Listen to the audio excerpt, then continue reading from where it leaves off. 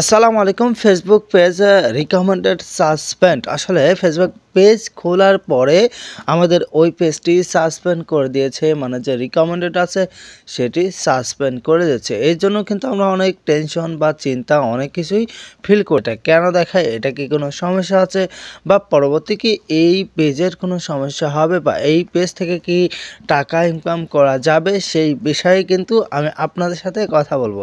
তাই ভিডিওটি না টেনে দেখার চেষ্টা করবেন। একেবারে লাইভ প্রমাণ আপনাকে দেখিয়ে দিচ্ছি যে আপনার ভবিষ্যতে আপনার পেজটি কতদূর যেতে পারবে। Let's go. এটা দেখার জন্য আমি চলে যাচ্ছি আমার ফোনের স্ক্রিনে ফেসবুকে। তা আমি ফেসবুকে প্রবেশ করছি। ফেসবুকে প্রবেশ করার পরে এটি হচ্ছে নতুন একটি ফেসবুক পেজ। সেক্ষেত্রেও কিন্তু সাসপেন্ড করেছে। আর কেন সাসপেন্ড করেছে, কিসের জন্য, বা এই সাসপেন্ড কেন দেখাচ্ছে, তার কি কোনো সমস্যা আছে? তো এই পেজটিতে যদি আমি প্রবেশ করি তাহলে প্রথমে আমি দেখাবো যে আমি আসলে ২ দিন পোস্ট করেছি। এটা পোস্ট করেছি ১২ দিন আগে, ৭০ ভিউ হয়েছে। তার আগে করেছি ১০৭ আসসালামু আলাইকুম। হয়েছে। ব্যাস এই ২-৩টা ভিডিওই আছে। এই ভিডিওই শেষ। আর কিন্তু ভিডিও নেই। তারপরে আমার এখানে কোনো ভালোবাসা নেই বা কোনো কিছুই নেই। তাহলে আমি যদি এখন চলে যাই, এইটা হচ্ছে ফেসবুকের, দেখতে পাচ্ছেন race, view, ৩ second video, engagement, net follower ১৯ জন, মাত্র একটি নতুন। তাহলে কেন এটাকে সাসপেন্ড দিলে ফেসবুক? তো আমি এখন রিকমেন্ডেড এ প্রবেশ করছি। ইউর রিকমেন্ডেড আর সাসপেন্ডেড। উপরে দেখতে পাচ্ছেন পেজ রিকমেন্ডেড আর নিচে লেখা আছে সাসপেন্ড। এখানে যে ভ্যালুয়েশন গুলা দেখাইছে, অ্যাডমিন উইথ হিস্টোরি অফ, মানে অনেক কিছু দেখাইছে, সেক্ষেত্রে কিন্তু আপনি একটাও অপরাধ করেননি, কিন্তু ফেসবুক আপনাকে এটা দিয়েছে।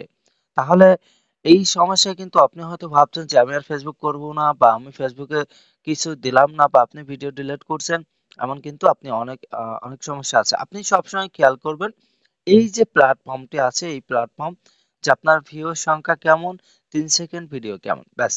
দ্বিতীয় নম্বর যেটি হচ্ছে ফেসবুক রিকমেন্ডেড, এটা আপডেটের কারণে ফেসবুক সব সময় দিয়ে থাকে। ফেসবুক সব সময় দিয়ে থাকে। আমি আবারও বলছি, এটা কোনো মহামারী সমস্যা না। আপনি যখন পেজ রিকমেন্ডেড এ প্রবেশ করবেন, আমি আবারও বলছি, আপনার আইডিতে প্রবেশ করলে সি ড্যাশবোর্ড এখানে ক্লিক করবেন। ক্লিক করার পরে আপনি নিচে আসবেন। নিচে আসার পরে পেজ রিকমেন্ডেড এখানে ক্লিক করবেন।